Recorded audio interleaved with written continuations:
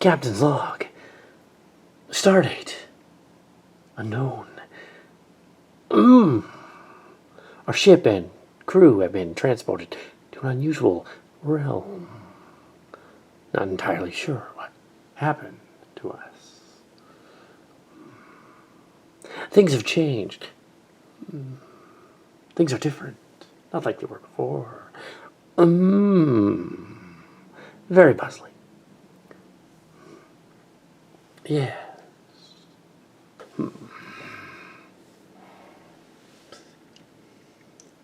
Prometheus, I am detecting very strange anomalies.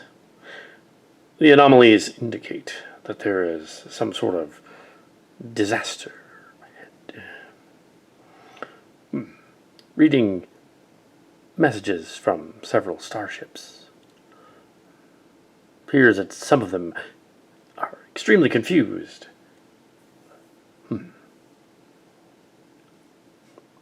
They seem to have reset all of their chronometers all over the Federation. It cannot be. This is not logical.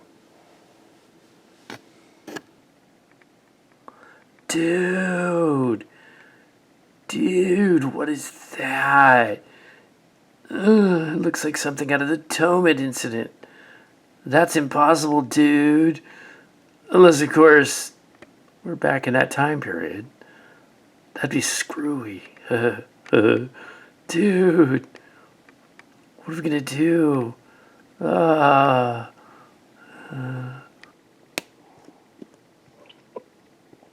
am Lucky Clerk, but you may call me Mr. Picard.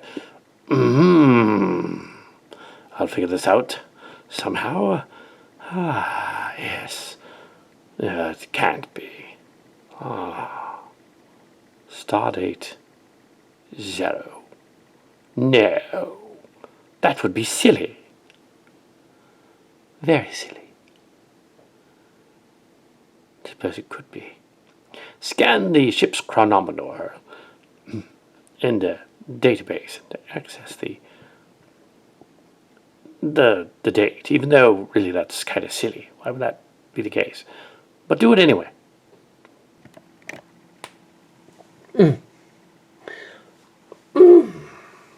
Are you trying to say that we've been transported through time? And now we've arrived at the beginning of the other cycle.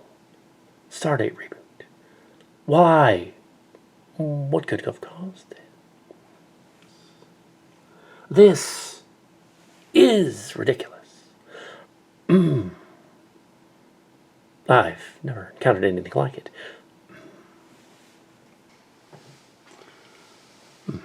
Stardate Zero. That is when all of Starfleet, for no apparent reason, decided to switch to a new stardate and then calculating it ahead with 4 digits afterward. So that by the next generation time period, it would be 410000. So next year will be 100000. I think. Yeah, something like that. Yes. I think I have figured it out. What has ever happened, happened here. At Stardate Zero. I am, of course, the character Holmes. That's right. Not just one of the data androids. I am Holmes. From the other story. From the Trek Core. This is bizarre. No explanation. Except there might be one. It may be cute.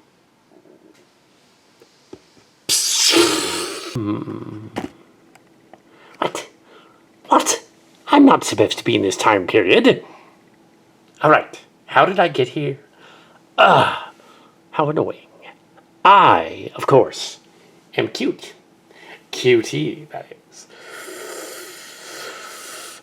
The alternate universe Q. You silly little Trek Core people. Ah, this is partly your doing, you know.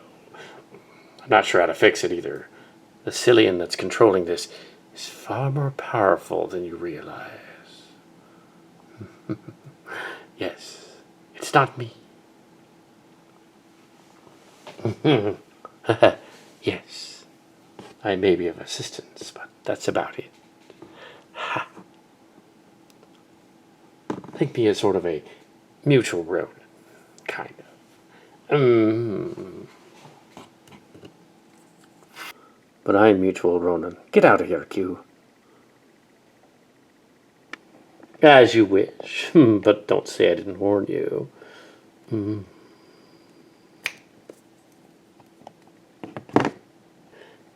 Damn it. No, we don't know where he's going. Oh, thanks a lot. Ah, excellent. Allow me to introduce myself. I've had many names. I've been Bertram Vu, I've been Bertram Fonnell, been Khaki. But the name I chose back in the day was Michael Gummelt. And now you are all going to be part of my test. Because the only thing more bizarre than a Cillian from the age of the Pine Hill Children is a Cillian that isn't. Yes, this is Stardate Zero, and I intend to fulfill my mission here. Yes, this ship will now proceed to Starfleet, to Sector 001, to Earth. And once it gets to Earth, you are to grab Cadet Jean-Luc Picard. Yes. It'll be glorious. Your plan is laughable. We should stun you.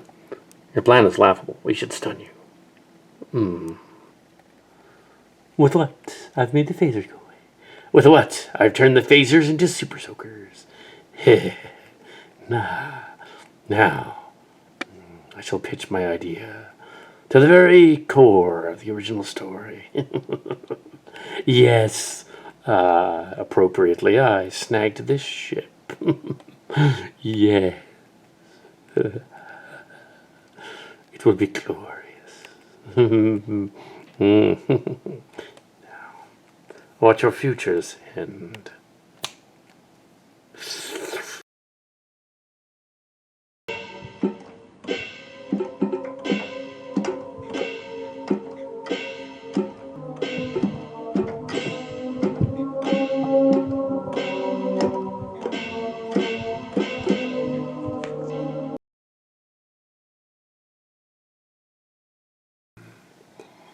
Captain's log.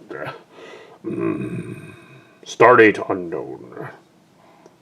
Something unusual is happening in space-time. I'm going to investigate. Yes. The anomaly field appears to be increasing in size. If it hits us, no telling what'll happen. Raise the temporal shields. Temporal shields online. Moments to impact.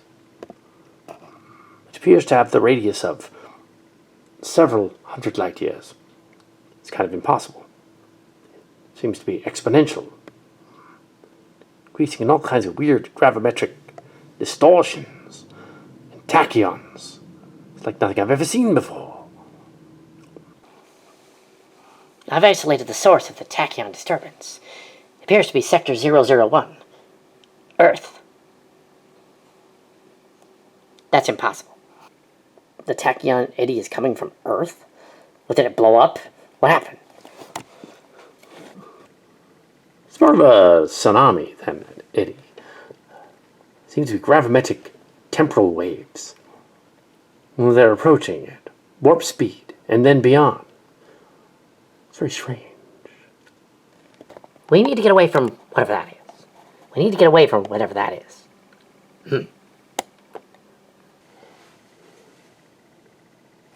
Yes, get us away from it.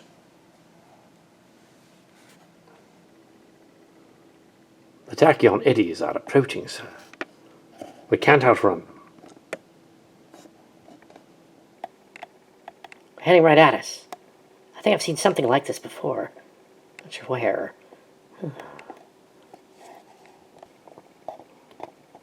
I've seen something like this before.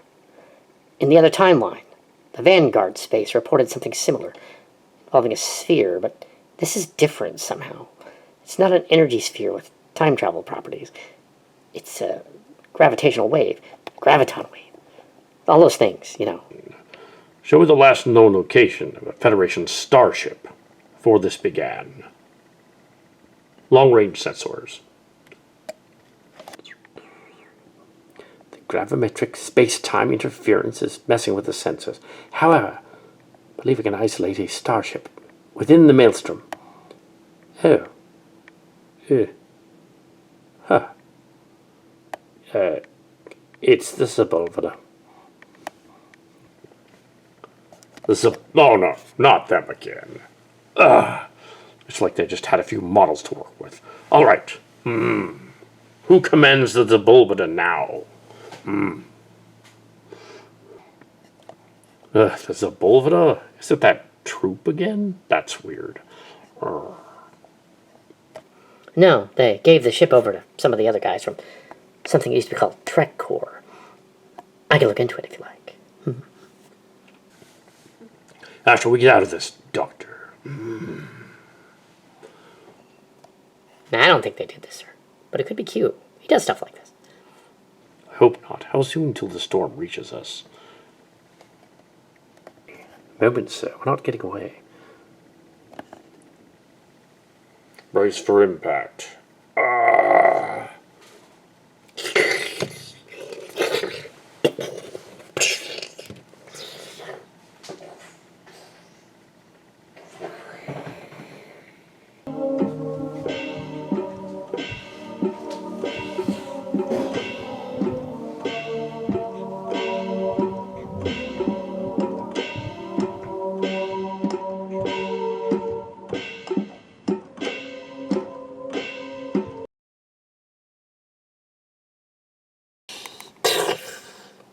What the hell? What's going on? Okay, something screwy going on here.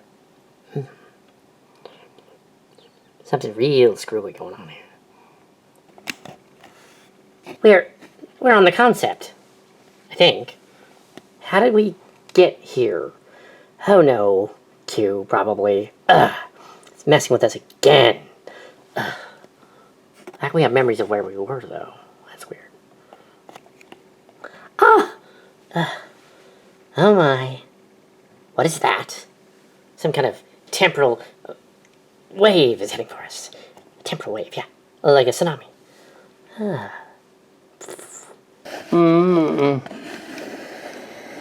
I've got a fix on its location. Oh no, it's the Terran system. There seems to be a ship caught in it. I'm not sure how I can read that from here, but I can. And, it's the Sepulveda. It's also the Esteban. The Esteban? Kinda don't recall there being a ship called the Esteban. That's weird. Huh. Alright then, let's figure out what's going on.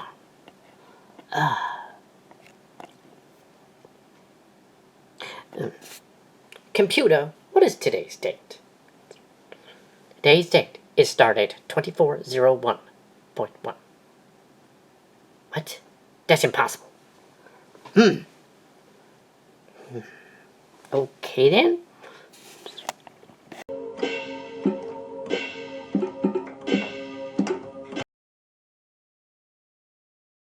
I do not like time travel. It is annoying. But if we are truly in the past, how far back have we gone? That's really screwy. This is before our adventures on that space station. Oh no. We're gonna run into ourselves, aren't we? That would be a very bad idea. We shouldn't do that. But we don't even know where we are. Gotta figure it out.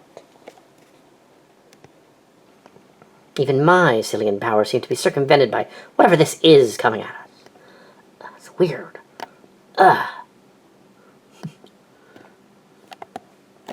I realize the antagonist part of it makes my powers not as strong as those of Cal Hazel, but still. Wait a minute. How do I know you, Beckett Mariner? Oh, that's right. You were that little tiny tot that ran up to us at the academy with your parents chasing after you. That's right. Yeah. That was annoying. You hung out with us. Yeah. Wesley, are you a traveler in this dimension? Can you figure us a way out?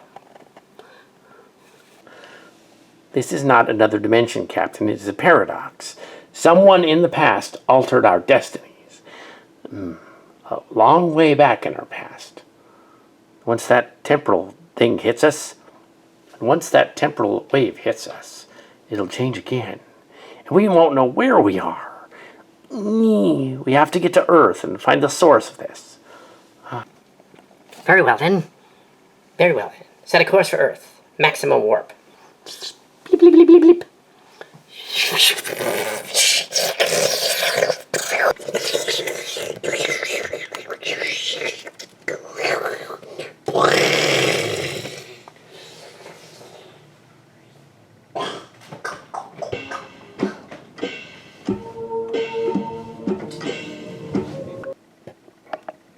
Uh-oh. Sensors. Or helmet navigation. I don't know. Nor do I know how she got here. Huh. How did you get here? It wasn't me. I didn't do it. I couldn't have done it. Yeah. I was on the other ship, but I didn't do it. The other ship. Yeah. It was a Q. One of the Qs. Like an alternate Q. Called himself Cutie. And then there was this other guy. He was there too. This other guy. He showed up. He was annoyed. He said something about wanting to go back to the academy and abduct Cadet Picard. Whatever that means. Oh no, I wonder where he'd get an idea like that. Did he happen to say his name, by chance? He probably got that from me. Yeah. I was the Chimera on the internet. Yeah. I look a little bit like Robbie McNeil, but of course, I'm not. Yeah. Trek Core. My guess is he's probably annoyed. I think I have an idea who he is. And we have to find him before he destroys the universe. He called himself Mike Gummelt. That ring any bells? Oh, yeah. Yeah, it does. Oh, if he's gone back in time to somehow mess with young Picard, the next generation will cease to happen. Yeah. That'd be kind of messed up. Then all the other generations will cease to happen. Yeah. So we gotta go back and stop him from doing that. So we gotta go back and stop him from altering the future. Yeah. Probably his Q. He's testing us. Annoying. Irony is, though, if he makes him go away, then Q would go away, too, I would think. Set a course for the gravitational wave and the source of it. The Terran system. The Terran system.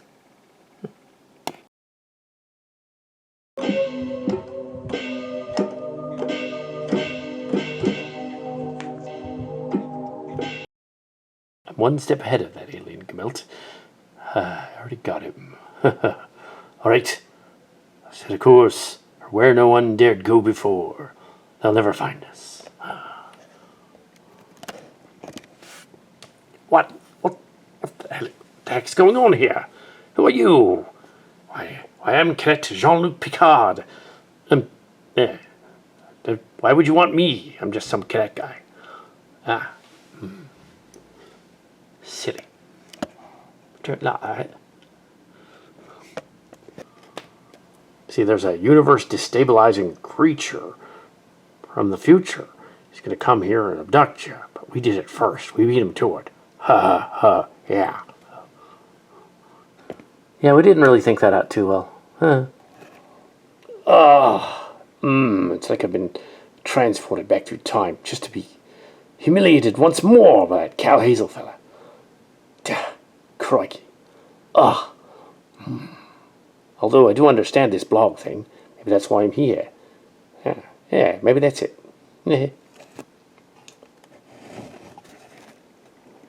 I think it's just he wants to humiliate you further. Well, could be worse. I could still be playing a panda in a random, weird Blair Witch parody ripoff. It's just weird. And they couldn't make a deal with Decepticons or something. It's a good thing I'm not doing that anymore. Yeah. What, a panda? What are you talking about? Never mind.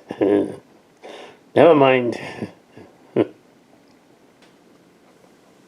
Patrick Talisman. Why did you bring me here? To keep an eye on me, I suppose. My old crotchety state. Your former master and father-in-law. Yes. Yes. Yeah, that's it. Yes, that's it. Exactly. You won't cause any trouble if you're right here on the bridge with me. Proceed. Uh-oh. How'd I get here? I'm completely out of space-time. That's interesting. So, guys, probably didn't think that through too well. And now there's probably a universe-destroying space-time anomaly. And you gotta put them back before it gets worse. Before they track us here. I think it's too late for that. There's a ship approaching. They're within transporter range. Oh my. Temporal shield's online. Oh my.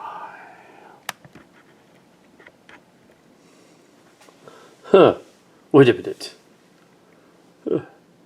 You said you were 5'10". You're not 5'10". Or maybe 5'6". Maybe. This first thing he says to him. You said you were 5'10" on your academy exam. You're not 5'10". You're maybe 5'6". Who are you? Who are you? And how did you get here? Who are you and how did you get here? Allow me to introduce myself. I've been many names, including Bertram Wu, Albert Wu, Jim Fu. But the name I like the most is, of course, Michael Chang Gummelt. And now, I'm here to abduct you, because I figured you'd be here on this ship. This is the training vessel, of course, but the crew I do not recognize at all. They seem to be similar to our time period. That's weird. So, it appears I was about to be duped. No, I'm one step ahead of you all. Because I'm a showrunner. Now, I will take you, Picard, and hide you away so that the next generation never happens, and mine replaces it.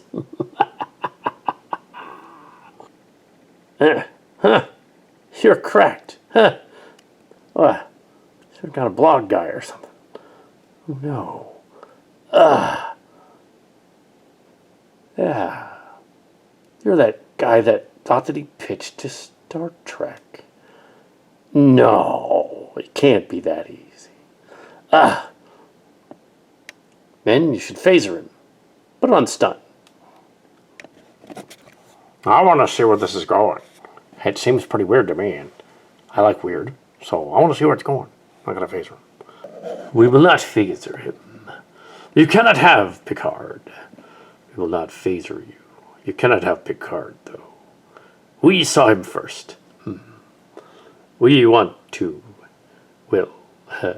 convince him to. Well, we want to convince him to be the captain of the Enterprise in the distant future and all that stuff. Yes. Yes. The Enterprise B? Do you really think that thing's still going to be around in the future? Don't give away the future. The Enterprise D, in case you didn't know. But it should be my Enterprise and my show. Because my show's better. Because I'm so awesome. You'll see how great I am when I take you to the place where all my dreams are made of. I've been making it just for all of us. Yeah. So, the temporal anomaly's coming. And when it does, we will join it. It will be glorious. Temporal anomaly. Oh, kind of crazy. You just noticed? You just noticed that guy was not playing with a full deck? Mycelian powers don't seem to work here. We should get out of here, Patrick. I don't want to leave. I want this for myself. I wanted to pitch to Star Trek as well. Mycelian powers aren't fully manifest because I don't hang out with that Cal Hazel guy. Not like you guys did for a while. No. I had my own reasons for finding young Picard and taking him from the Academy. What? I don't swing that way. What? I don't mean like that. Oh my. No. My ideas will make me famous. You will see. Energize. Oh no, he got away. Great. Now the entire universe will cease to exist as we know it. Wonderful. No, it won't. Just the universe that involves the next generation. Everybody who was an OG character should be just fine. Oh no. Oh my. Yeah, that's right. That guy's a next-gen guy. Oops. But isn't he also one of ours, too? Can he come back? Technically? Patrick Talisman. Use the sensors to try and locate their ship. We gotta find them before the anomaly erases us all. Yeah. Oh yeah. Ship sensors.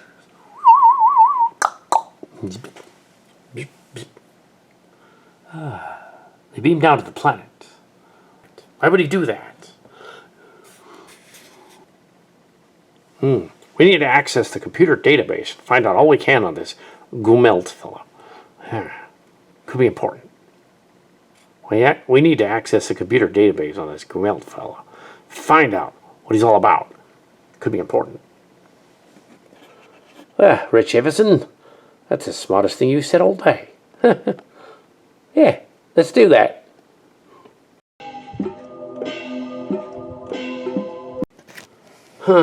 Yes.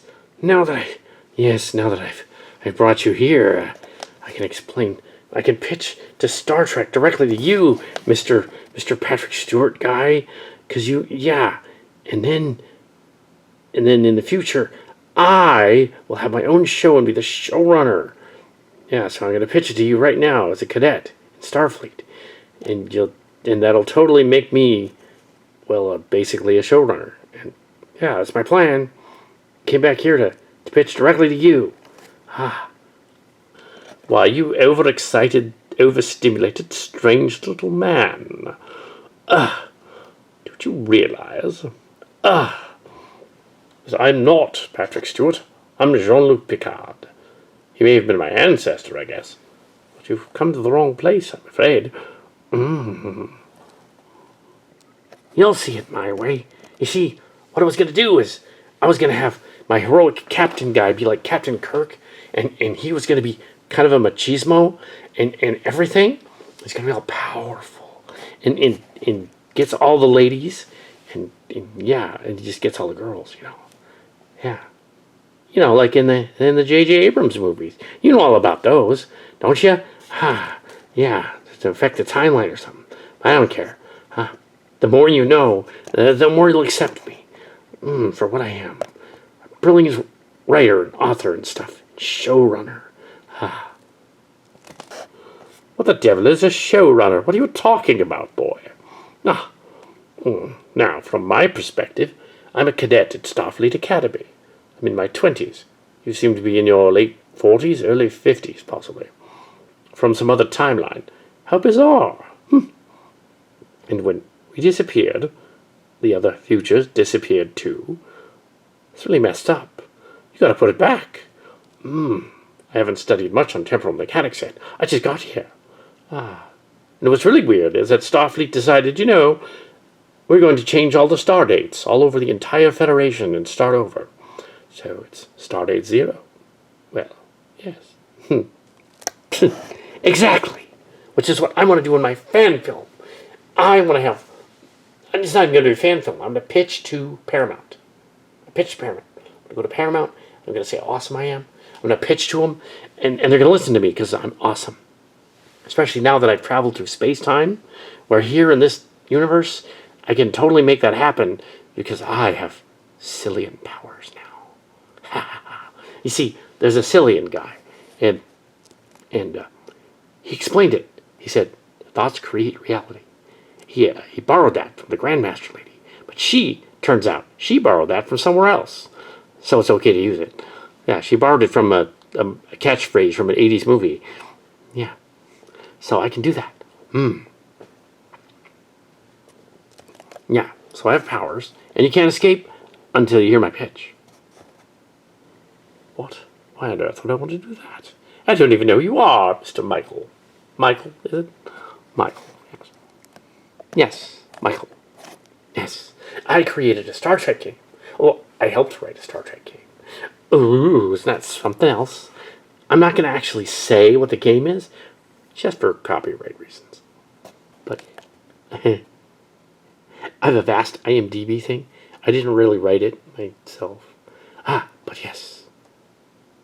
Where I come from, it's been some years since my glorious pitch. And all of Star Trek revolves around me, of course. Because like many fans out there, I was ambitious, driven, powerful. My idea was so much better than all of theirs. Don't you want to hear it? Not especially. I could run away. I have the Academy Marathon. I'm going to be good at that. I'm going to do some running. You won't run away, Jean-Luc. You want to know. You want to hear my pitch. My Star Trek pitch. Well, you are annoying, that's for sure. All right, then. What is this pitch of yours? I wrote a script treatment for a Star Trek story. You know what Star Trek is, right? I mean, you're going to be Captain Picard on the Enterprise. Oh, I shouldn't tell you about the future. Oh, well. And in the Star Trek pitch, I made the heroic captain of the Enterprise, too. So, yeah. I was inspired by your show, though, with you in it and your crew in The Next Generation. But I think I just inadvertently made them all go away by stealing you. Oh, well. Anyway, yes. So, my plan is that this Starship captain guy, he commands a ship to a mysterious laboratory planet. And then on the mysterious laboratory planet, there's a warp gate, like a gate. Like, on Stargate, ever heard of that? Stargate Atlantis is kind of what I was thinking of. Except, maybe I was thinking of Stargate Andromeda. Anyway, so he goes to Andromeda, through the Stargate, and then comes back. Do you like it? What the hell are you talking about? Yeah, I mean, even if the universe was so vast that it vastly explored in the distant future, that you kind of imply, why go to another galaxy? Why do that? That's goofy. Really, really strange. Yeah. And I'm not Patrick Stewart. Stop that. Cadet Picard. Yes. Cadet Picard. can see this is going to take some persuasion. Yes. Unfortunately, my Cillian powers won't allow me to actually make you do it. No. No, I don't think that would work. Yeah. Huh.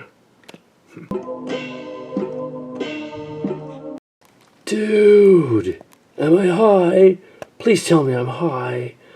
Dude, I thought I gave up on that a long time ago. I think I must be high. I must have fallen into a patch of space lotus or something. The space opium got really high. Dude. And how did we beam down to the planet? Dude. Oh. You are not high, Mr. Bobo. You used to serve on the Chimera. Is that not correct? Yes. You need to get a hold of yourself.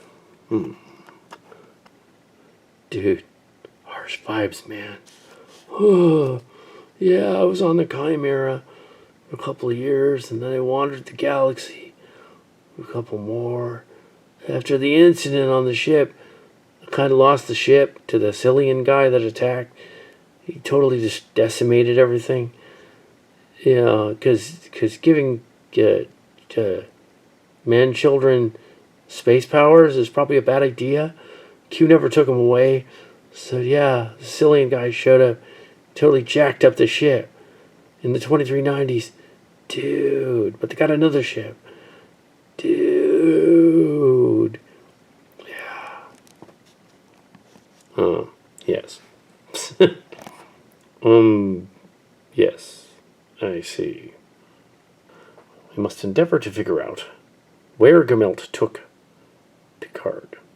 Because I figure he has taken him at this point. We must find them. I figure they came down here. It's probably easy to track them down here, I think. His energy signature is similar to our time period. We should be able to track him rather easily. There shouldn't be any Cillians right here at the Academy right now. At least I don't think so. This period was not very well explored. The 2320s. Yeah. They only came here a couple of times. Most notably from our time period, the Section 31 people came to 2324. They should have pretended that was the Terran timeline, though. Doesn't make sense at this one. Oh, well. Mutual Ronan, what are you talking about? And where did the Klingon guy go? Oh, yes, where's Tupperfan? Well, you know Tupperfan. You know Tup. He doesn't comment very much at all on the blogs. Mostly to make some snarky wisecrack and then leave. So, by the way, how's that newer blog going from our time period? Not so hot, is it? TrekCore. TrekCore still exists. They just don't do blogging anymore. They don't do chat rooms anymore. Oh, but you're not referring to TrekCore. You're referring to that extra one, the Next Generation one they did. Yeah, that lasted all of a month, maybe. And it just died. It wasn't very interesting. Chimera's was much more interesting. I'll give that kid some credit for that. His was much more interesting. I see. And because we're still here, that means that he hasn't grabbed anybody from our time period. Just Picard. Aye, so all the Next Generation people would then cease to exist, causing the temporal problem. Well, we gotta get them and send them back. Yes, I did tell a Chimera that it was illogical for him to keep going on about Mr. Gummelt and the writer's thing and the writer's rules for Star Trek, but he wouldn't stop. And he was a voice crying in the dark because no one else wanted to go there and check the facts. I did. He was actually correct. Yes. Apparently, this Pitchman story idea, this Superfan story idea, was actually a bunch of BS, because the writer's guide of Star Trek does not include non-writers and non-performers. They will throw away script submissions. Yes, as he pointed out, and then we had to close the thread. Because, yeah, lots of negative publicity appeared. It was a harsh quote, dude. Oh, dude. Chimera. Is that like the ship? Dude, that's cool. The Chimera. Yeah, dude. I was there too, you know. Dude. But usually, I was too high to know what I was typing. In the beginning, man. That kind of explains why he was still here. I mean, he's from Voyager. You'd think he would have disappeared too. But perhaps his group is different enough, didn't? Or perhaps so spaced out, there's no leave. Anyway, so the blog. We're talking about the blog. I wouldn't be concerned with the blog. Even if the writer's guidelines were pretty specific and did kind of say, yeah, don't pitch to Star Trek, basically. You're not going to stand a chance at all to pitch it to Star Trek. But we wouldn't have admitted that back then. Would we? He's still on about something from 10 years ago or more. What, Chimera or Gummelt? I remember when he was on Trek Web.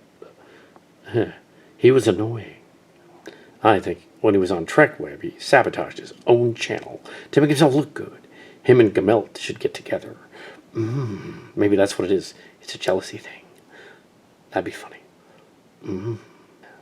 Or maybe it wouldn't. You're probably going to complain about certain other people on the channel. But, well, we're not on the blog right now, so it's fine. Yes, you met him maybe only once, but I met him a handful of times. He used to live in the area that I lived in.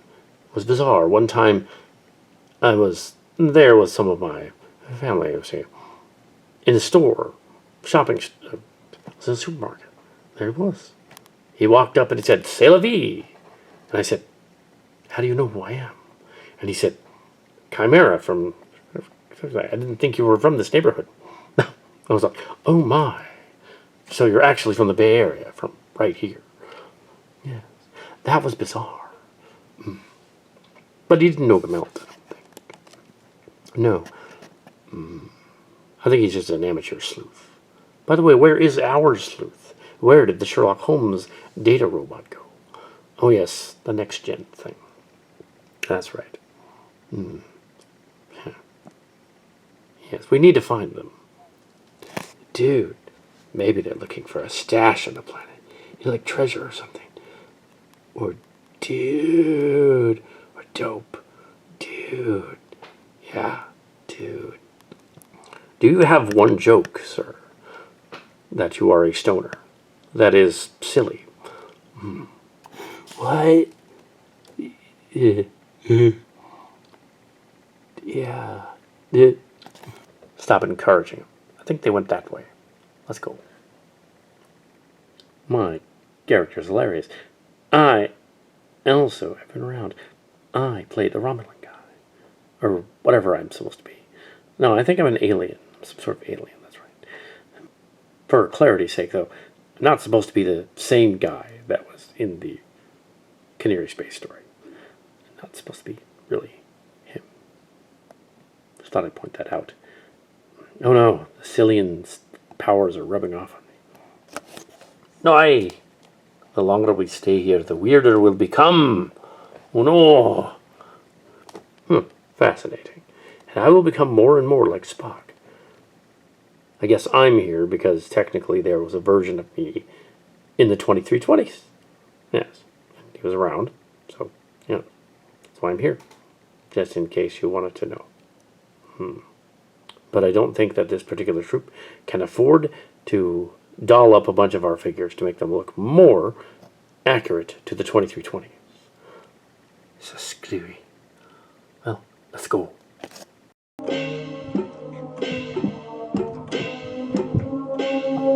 This isn't the missing ship. It's the Sepulveda Bridge. Well, at least I found it. This appears to be the missing ship, the Sepulveda Bridge.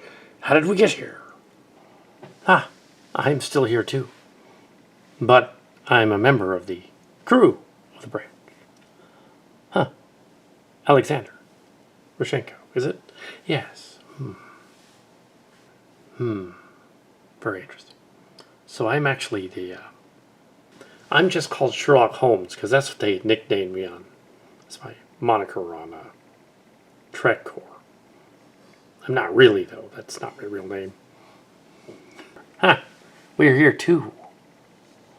Must be some sort of temporal pull going on.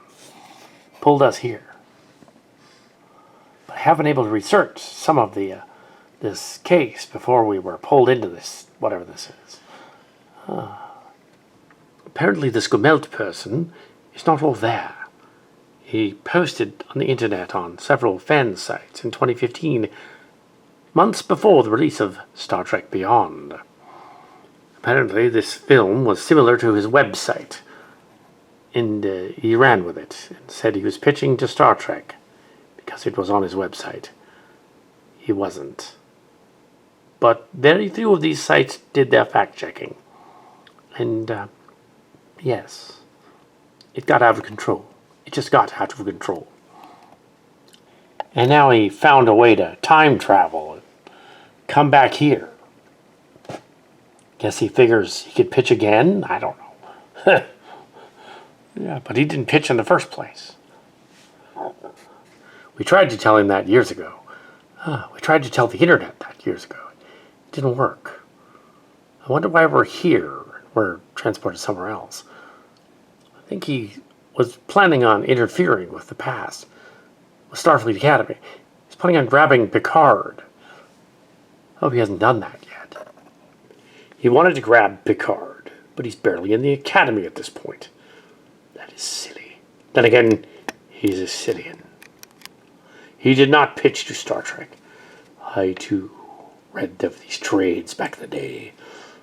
I laughed at them, mockingly. If this ship's transporters still work, we should beam down to the planet and go look for them.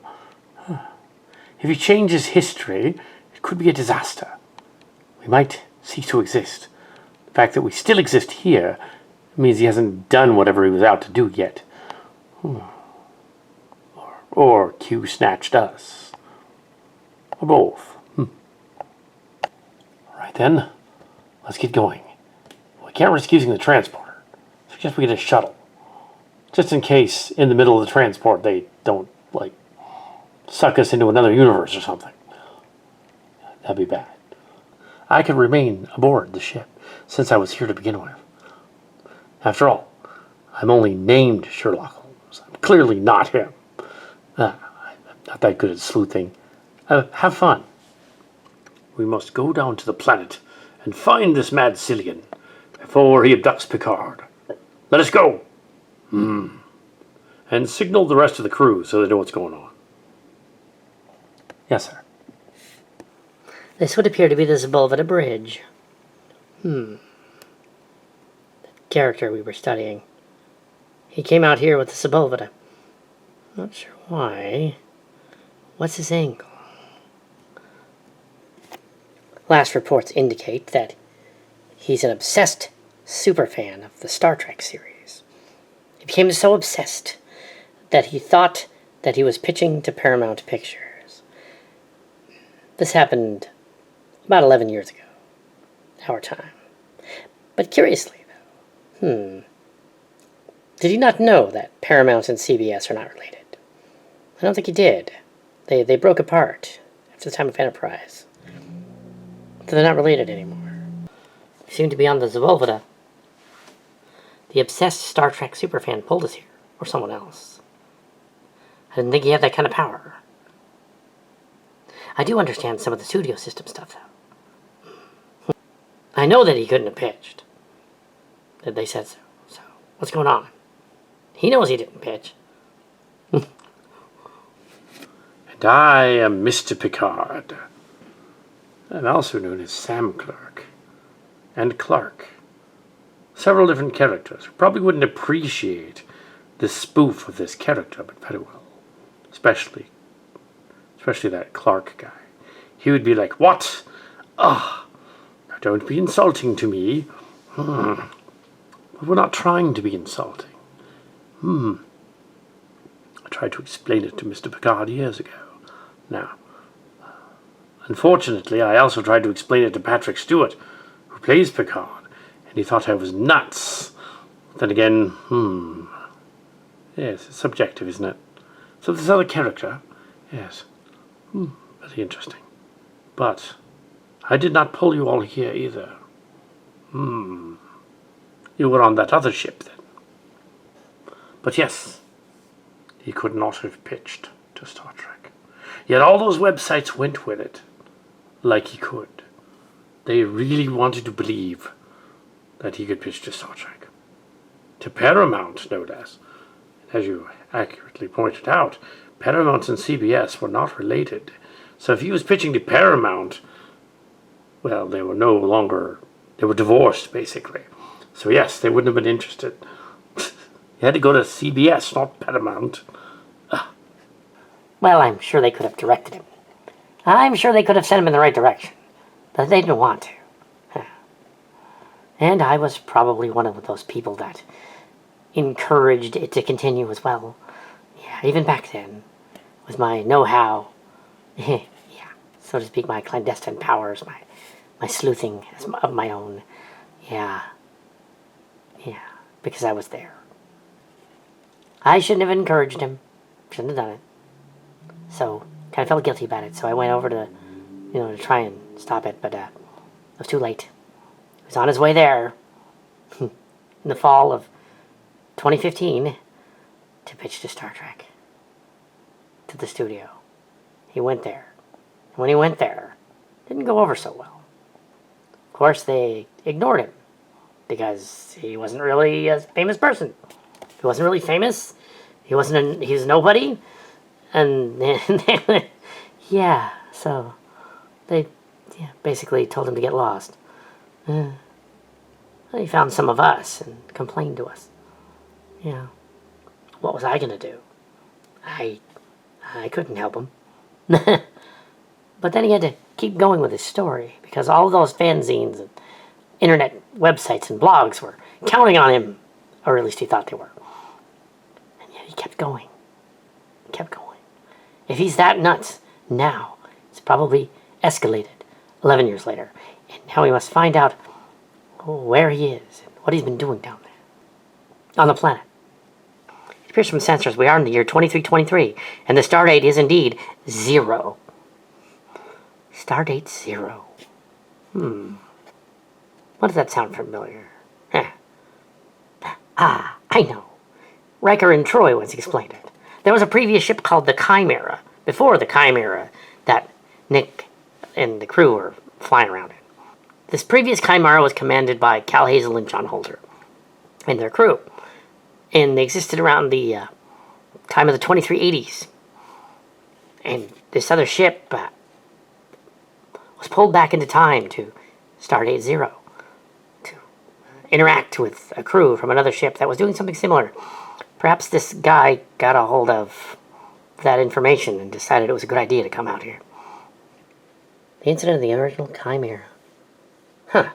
It's gotta be. He figured, why not go to an apex in Starfleet history that was bizarre, obscure, and yet so obvious. If he went back here, all of Starfleet would be in disarray. All chronometers on every starship would be completely messed up because it had to start over again. It would almost be like a doomsday. If he showed up here, there'd be no record of it. Kind of genius if you think about it. And now we're here.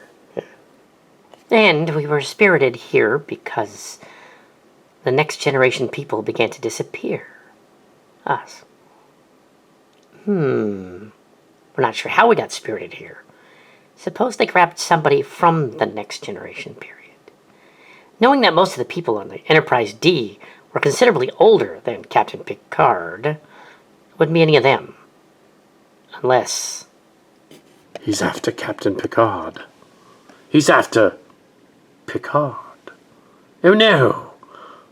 He's after Cadet Picard. If that happens, then the future ends. No next generation. None of them will have ever met. Time and space will be completely different. Oh dear. No, Picard, my love. No. We have to rescue him. We have to get down to the planet and rescue him. Picard is your lover? Does he know this? Well, in this timeline, not really. We haven't met yet. Where I come from, yes, he's my husband, wife. This timeline we haven't met, but several years from now we will. And our timelines will come together. In the 2360s, we will meet. Then fall in love. I am Mr. Picard, and he's other Picard. It's all very confusing, yes. Because I'm also this amalgamation, one of those Cillian things. Yes, I'm also similar to this teacher guy that the children of Pine Hill knew, Mr. Clark, yes. But yes, he wasn't really in love with Picard. But I'm also Mr. Picard, who was. In this particular iteration, anyway. Explain later. We should find a way to get down to the planet. Maybe by shuttle. Just to make sure we don't mess up the timeline. I've always wondered about how that Cillian space is connected and all that. How we're inexorably connected to, by 78 years, by a thread, to that other universe and can travel between the two. We just never did it directly here, until now. Yeah, we never decided, we're going to go to visit 2326, for instance. But this is 3 years earlier than that. This is 2323. Interesting. All right, let's have a look. I'm sure we'll mess up the timeline if any of us goes down there. Probably shouldn't do that. Mr. Picard here should probably go with you. Or maybe he could stay here, I don't know. I think I'm going to remain here. You may go down to the planet. The reason being, of course, that the younger Picard will not recognize me, and it would be creepy. In fact, I think he's Academy age, about the same as you girls over there. Yes, well, go down there. Don't fall in love with my younger self. Yes. Now, get going. No. Not a chance. It's not going to happen. Let's go. Nice working with you again. Yeah. Ready for action, but not that. Let's move out.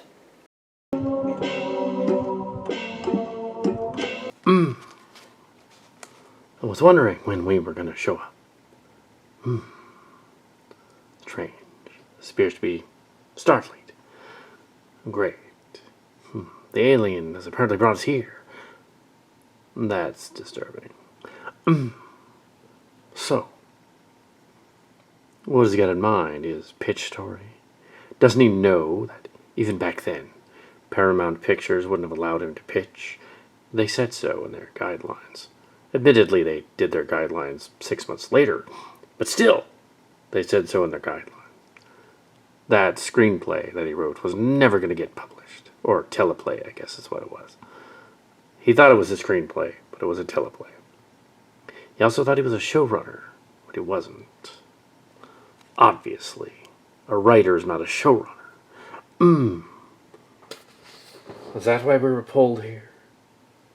We needed to work on that script and rewrite it. It wouldn't have sold at all. That script was just really, really amateurish. Yes. Okay, I confirm that the Paramount rules say no unsolicited, unagented subscriptions. No submissions at all. Nothing like that. Any show shows up at CBS, a script, they will toss it out. Movie or TV show. Now, Paramount, which you originally pitched to, is not the TV side, not back then. So, you should have pitched to CBS. Yeah, just saying. Yeah, now it's together. But they still don't allow some script submissions. There was a long script. Yeah, you wrote a very long script. It was too long. You see, in television, a script is typically Well, each page is a minute. So if you got a 60-minute script, you got a 60-page script, it's going to be 60 minutes. So it's an hour, roughly. So, but you have a 200-page script here. It's a little long. Yeah.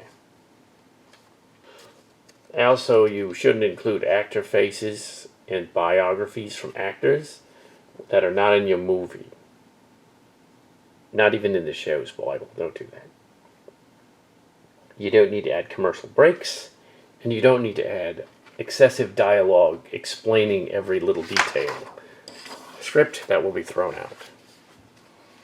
Yeah, you just want, And above all, do not put yourself in the script. The Mary Sue or Gary Stu is legend. Don't put yourself in it. But I want to put myself in it. I'm so powerful. And the powerful half-Asian character with wonderful powers. Yeah. For some reason, I'm starting to sound like Wesley. I'm not sure why that is. But yeah, that's what I wanted to do. Yes, I have looked into this unusual. Yes,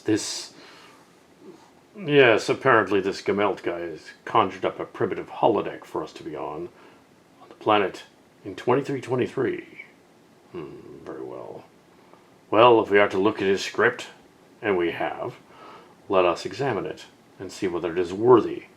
I do not think it is worthy, because right away it has such things as references to other Star Trek episodes and references to other shows. Do not do that. Plagiarizing and using the other ideas from other shows is going to get your script rejected. You cannot use catchphrases from The Wrath of Khan, for instance. Yes. If there's a speech from Kirk, Picard, Cisco, or Janeway that you really wanted to use, you shouldn't. Because that's just cribbing from someone else's work. Wait a minute.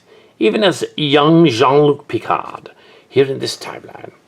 Even here, I've looked at the script as well. Are you trying to tell me that this simple teleplay you wrote is a movie or a show? Rather confused. Because it's not a movie or a show. It is simply a script. Yes, it's a teleplay. You might have revised it a few times, but yes, it is just a teleplay. A rather long, lengthy teleplay. A miniseries, maybe. All these things add to my greatness, but I appreciate the content. I pitched to Star Trek. I said it on several weblog websites. All over what you call the internet. I let my friends post for me, and I posted for me. I interviewed with them, and they interviewed me, until they were everywhere. We were everywhere. And then it all went away. Because that Star Trek Beyond movie eventually came out. Well, not this time. You Cillians are clever, but not more clever than me. Guess what I did? I traveled backward in time. To Stardate Zero. Now, I will rewrite the next generation. You see, Stardate Zero is where the next generation started. Yeah. I pitched my script instead of the pilot Where No Man Has Gone Before. I will be the captain of the ship. And I will have glorious things happen to me. You want to be a showrunner, do you, laddie? That's different. You realize you're just a writer if you were on the show. You'd just be a writer, not a showrunner. This show's Bible you've written of these characters is kind of a mess. And it's included in the script, which is weird. You don't do that. Nor do you use ship model designs you took from your friends. Or people you don't know, especially.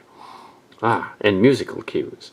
And other cues and things like that. Not to be confused with Q, of course. He's probably around here somewhere. What you've described here, at one point, is a large space battle. You go into the space battle quite a bit.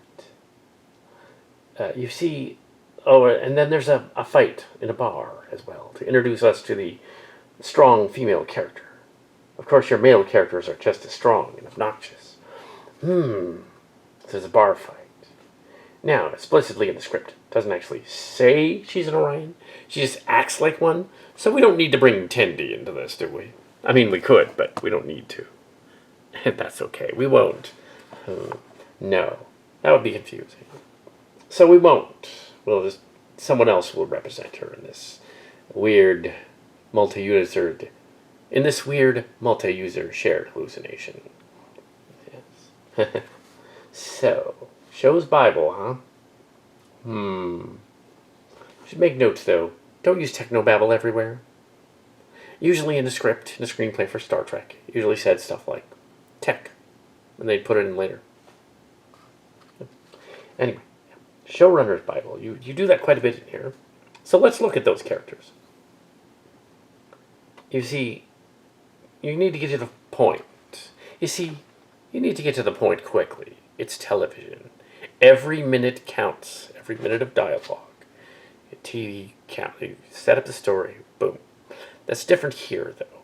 This is Go Motion fan film that tells and doesn't show. But that's different.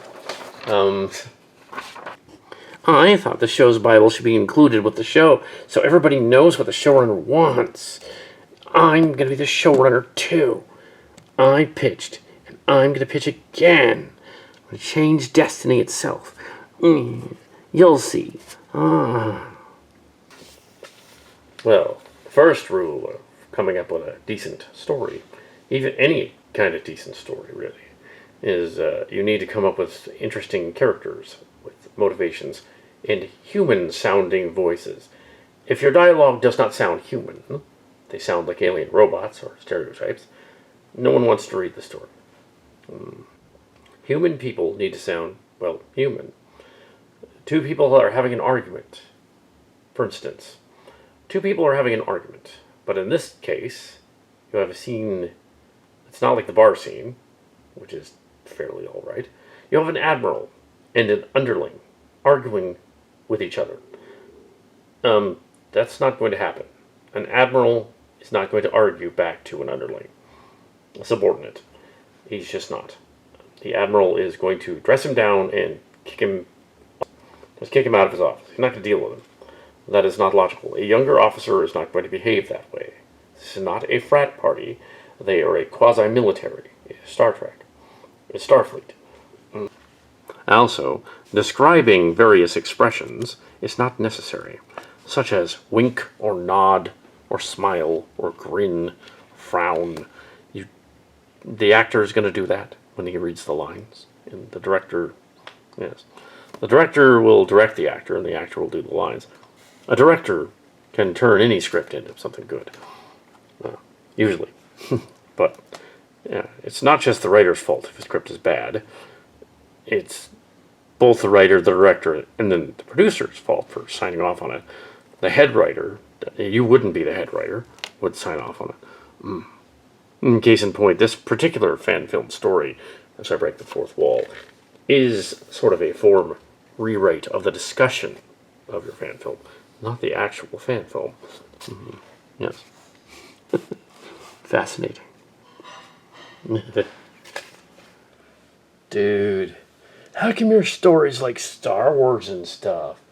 That's kind of weird. You go to a planet where there's like a bar and stuff, and it's on a desert planet.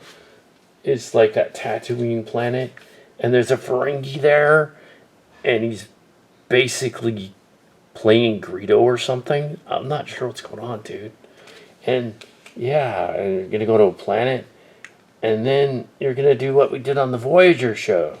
You're gonna like go, okay, we're gonna go across the galaxy, but you want to take it a step beyond and go to another galaxy entirely, the Andromeda Galaxy, because Star Wars is in another galaxy, I guess. Dude, okay, that's kind of lame. Dude, can't do that. There's plenty of places to go in our galaxy. We don't need to go into another one already. Yeah, dude. And Tatooine? Haven't we done that to death? I realize there's been new Star Wars since the script was written 11 years ago or so. Wow, dude. Dude. Bummer, dude. Ha. We were over. We went over this at the staff meeting years ago when you came to us with the script. Yes, it was rather amusing when we read it and sort of mocked it. Especially the part about Star Wars and the part about Stargate and Andromeda. Yes, I've been meaning to ask you for years. Why Andromeda? Why did you want to go to Andromeda? That's just... Why? What was your reasoning there? They're just curious. Yes. Again. Well, these other shows were already going everywhere else. We'd seen the Alpha Quadrant, the Beta Quadrant, the Gamma Quadrant, and the Delta Quadrant. Well, some of them. And I thought the galaxy had been explored, so I was going to go somewhere else with another ship and crew. Because, sure, why not? I figured, if it's another galaxy, it can start completely over. I didn't stop to think, well, would that make sense in a story? Would it make sense to have the characters completely inhuman and being in another galaxy? Well, if you say it that way, it really doesn't make sense. But yeah, I would never admit to it. This is a rather large galaxy. I do not need to go into another one. Even by the 32nd century, they have not gone to another galaxy. I don't think. Well, maybe they did. The Universe-class ship, but I don't think so. Well, yes, I think they're still in our galaxy in that one. Of course, that did have a bizarre, spin-off from 2017 or so, our timeline. And yes, we won't go into that, nor will we go into why they were there in the distant future, because that's another can of worms. No, if we did that, it'd be like back in the day on Trek Corps, and we'd be, sent to the Kobayashi Maru, which is the point of no return sector. You'd be sent to that thread and go on. I miss it. I do. Well, not bringing it back, though. Or not. I mean, the website's there, but not the blogging. At least we can see Chimera's stuff. Apparently a voice actor on the Galcat stuff for the Starship locations. Yes. Wink. Wink, wink, wink. Yes. Never put yourself in a story unless you're him. That's the rule. I should have introduced myself earlier. Why, I'm you, Mike Gummelt. But I'm also Harry Kim. And I'm also a bunch of other people. Yes, Bertham and all that. I'm you 11 years ago. Yes. Excellent. From my perspective, yes. Pitching this script. Only person that pretentious. Bring myself into it. Yes, that's how pretentious this is. So, let us talk about transhumans. Yes, I'm Gummelt, and you were talking to my other self. But that's okay, because I remember it. 11 years ago. This program is amazing. It's probably also cute. But no, I guess Andromeda really doesn't make any sense. Yes, I'm sorry about that. But I just wanted to do something different, you see. Something unusual. So you started watching my version of the blog here on the internet. I see, before I arrived. Splendid. Now you know everything. Now you know it all. So, yes, transhuman robots. Yes, for some reason the internet thought that was really cool and posted pictures of it everywhere. Even though that was kind of screwy. What was going on there? Oh my, I'm pretty sure that the character in my series, Lower Decks, was not inspired by your character, but merely the idea of your character. Or a character like it. I should probably say that. Like it. Because that wouldn't make sense that we were in the same ballpark, even remotely. It's probably just you were thinking of Geordie LaForge with his visor.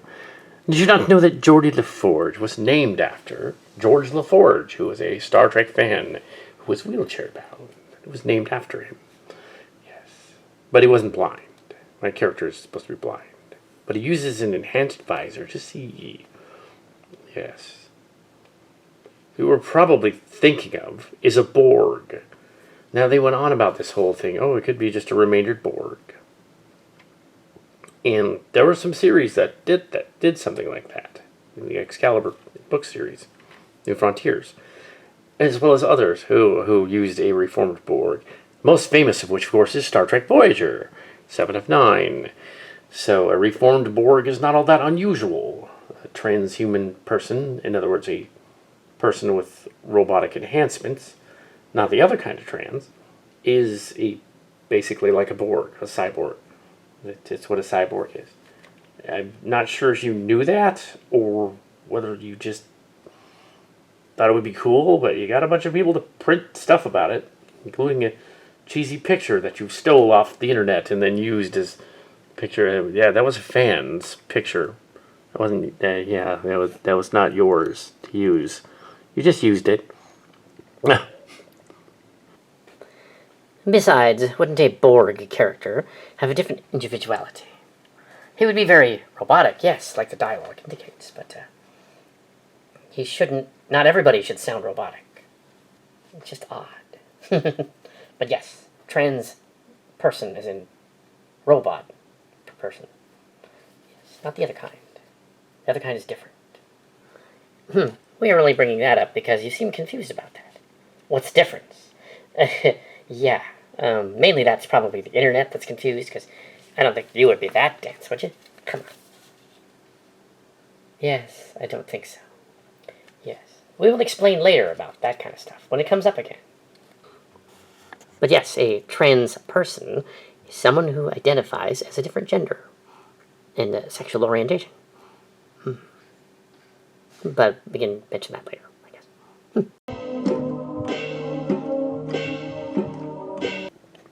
Yeah, well, I hope that this program doesn't discuss everything. All the weird parts of my psyche that are in here. I don't swing that way, but you'd think I did. Now that I read this years later, I'm like, what am I doing? Yeah. Yeah, now you want to hear about how I was such a fan of the Big Bang Theory that I wanted to include the actress from the Big Bang Theory, Kaylee Kuko, in my story. Yeah, let's talk about that. What? She wouldn't have done that. Yes, that would be screwy. Very well, you may proceed. Yeah, although my character is technically not the one you were thinking of. We couldn't actually get someone from another TV show to be on here, and you did that a lot in your stories, by the way. Yeah, you were like, oh, I'm going to reference other shows. At one point, the characters from Big Bang Theory do a sketch in your script. That wouldn't happen. And they do the penny thing with the knock on the door. What? Okay, so I'm not her, obviously. Well, but I can totally talk about it. I just thought it would be funny to have a ditzy girl character in it who was just like falling over herself, even though she's an officer and stuff. Including, I just wanted to include, a ditzy blonde character. Because, yeah, okay, yeah, that'd be good. We'll just do that. Well, first of all, it's offensive, and second of all, how would she be in Starfleet if she was that much of a klutz? Come on. Yes, as was pointed out in many of these reviews, no women in Star Trek should act like that. Although, granted, some of those newer shows since then, they kind of do, because the writers don't know what they're doing, and the director let them do it. So in some cases, like on Strange New Worlds this season, there are some women characters that kind of behave a little insubordinate, let's say. Maybe not ditzy, but insubordinate. Yeah, don't do that. Don't do dumb chicks. That's messed up. That's like you're saying, oh, yeah, don't dumb chicks. Yeah, it's just... And anyway, Penny's smart. She just isn't a physicist. So, yeah, your whole backstory in your show's Bible here, that's what we're looking at. She wouldn't behave like that. Why would she be playing her character from the show? Doesn't make sense. Don't do that. Yeah. Just don't compare the two. They're not similar. Don't do that. You'd be better off if you didn't do that. Well, I like including strong females too. Yeah, I totally do. I include strong females. Yeah, I included a warrior chick, like Summer Glau from Firefly, and another one that was an Orion chick, and she's all kind of sexy. And then I included this other one that's a Delton chick, and she's all sexy. Ooh, because it's sexy. Ah. Yeah, I probably should have thought that through too as well.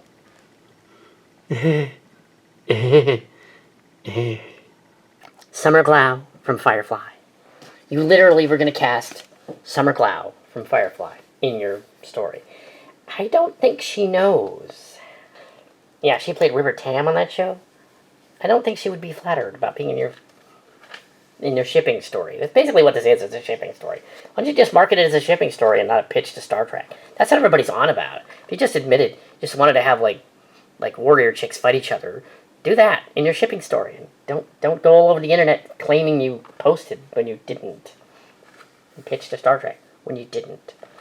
But yeah, Summer would not want to be in your story. No. Just screwy. So you have two stereotypes. You have sort of, well, you have three actually. You have your ditzy blonde, and you have your warrior woman thing who's bordering on being butch, and you have a sex pot, catsuit lady, basically. Those are stereotypes. Those are not real. Those are stereotypes. That is not how you do a script. No. I don't know how Rutherford or I got here through the time warp, but we did, and it doesn't matter because it's just all in fun. But Rutherford and I guess, were sort of anchors for this guy because clearly Mike McMahon, who wrote Lower Decks, was aware of his everybody was aware of his script, and he just kind of used elements and made them into different characters. It appears kind of, a little bit, that his transhuman character on that show inspired Rutherford, and that the Orion girl inspired me. Tandy. Yes. Tandy. Yes. So she has a stereotype. She's a warrior, but she's horny, because Orions are horny. She's kind of Ripley. She's kind of, not quite River Tim, but horny. And she's a slave master, like BDSM shit. And I don't do that. Yeah. A little too old to be doing that. Well, maybe you're never too old to be doing that. I don't know. But in any case, a stereotype. The Orion pirate would be even more stereotypical. Yes. Orion scientist, that's it, yes. It's from the Lower Decks. But yeah, I don't think he was thinking of that, because that was 11 years ago. So, our time. If McMahon probably in the back of his head had read your show's Bible, well, he wasn't necessarily cribbing the characters, because their names are different. And he changed it from a stereotype to a reasonable character. So that's different. So there's a scene in here involving some later characters. We can go into that too. But I will let the Delton, quote-unquote, go into that. It would appear that this character, at least 11 years ago, was not getting laid very much. That's probably what it was. He was just horny. He's like, I want all my characters to be horny. Really, really good at meeting women. Well, stereotypes of women. Yes. I see that some of our crew have been pulled here, and we're all seemingly here with some crews from the other timelines that shouldn't be here. Yeah, apparently something like Q is messing with us. So what is this weird holodeck thing? And you want me to talk about like warrior women and stuff and oversexed Deltons? Because I really don't know much about oversexed Deltons. Warrior women, I like those. Yeah. Anyway, so yeah, I think he was overcompensating. I think he was like, I was being real misogynistic and weird and stereotypical. So you know what I'll do is I'll just include some tough women amongst the ones that aren't so tough. Yeah, I think that's what's going on. Yeah. Well, Dewick, I think you nailed that. But let us discuss the horny Delton. As you know, the Betazoids were basically a rewrite of the Deltons. They were meant to be sort of new version of the Deltons. And Deanna Troi my mother in Star Trek, yes. Because I'm Kestra Riker. Just thought I'd point that out. So, yeah, a number of stereotypes with the origin of the Deltans, played by the late Pierces Kambata. It was the late 70s, and they were like, ooh, exotic Indian lady. How awesome. Let's include that in the story. And she has exotic powers. It's just a little stereotypical. And so she was made to be empathic, but extremely empathic. To the point of, oh, you suddenly like me because you heal me. And that's not how that works, but that's what she was. She was extremely empathic. And there was a cutscene in Star Trek The Motion Picture where there were a couple of cutscenes involving that, where they just took them out because they were kind of sexist.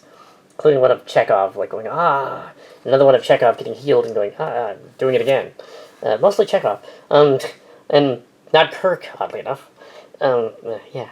And so yeah, we won't go into that. But the point was that they were, yeah, sort of oversexed, like, Asian people, which is weird that they would do that, but that's what they were doing. Yeah, and you don't want to include one in your show.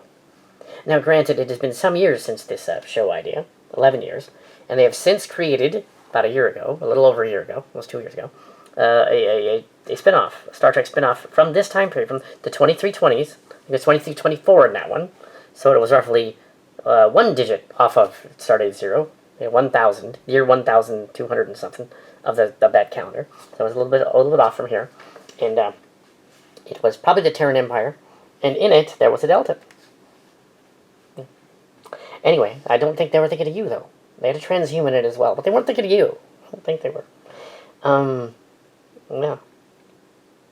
Yeah, so that is basically, yeah, she's an empath, like Deanna Troi is an empath. It's, yeah, she has oath of celibacy line, yes, but that really didn't make any sense. So in saying that you're being empathic, they can be sensual without meaning I want to have sex with everybody. And then you make the weird oddity of that if this character in your story, who is like a Deltan, not necessarily a Deltan, gets too over with the sex in her thoughts, she can become pregnant. That is bullshit. That is not how the Deltans work. That's not how the Bajorans work either. So there you go. That's my story. There, that's my rant for you. Yeah. Similar to the rant years ago from a certain Voyager actor, we won't actually name names, who ranted at your blog as well.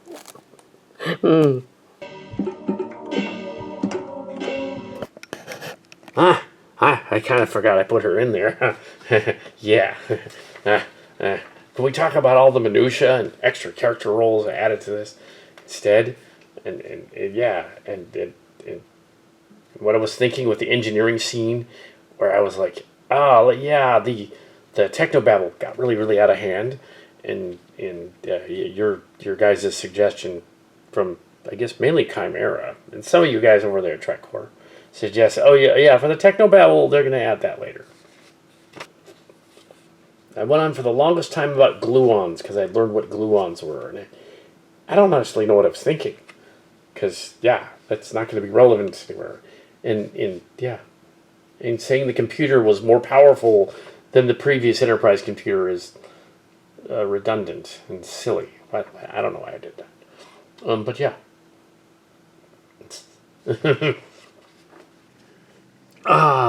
Yes, I thought this part was brilliant.